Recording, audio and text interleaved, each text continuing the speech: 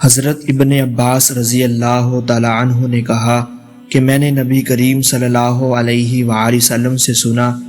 آپ نے فرمایا اگر انسان کے پاس مال کی 2 وادیاں ہوں تو تیسری کا خواہش مند ہوگا، اور انسان کا پیٹ مٹی کی سوا اور کوئی چیز نہیں بھر سکتی،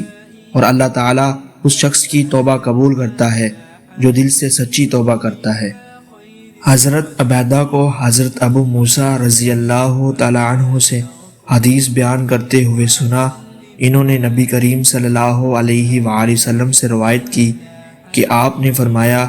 اللہ عز و جل رات کو اپنے دست رحمت بندوں کی طرف پھیلا دیتا ہے تاکہ دن کو گناہ کرنے والا توبہ کرے،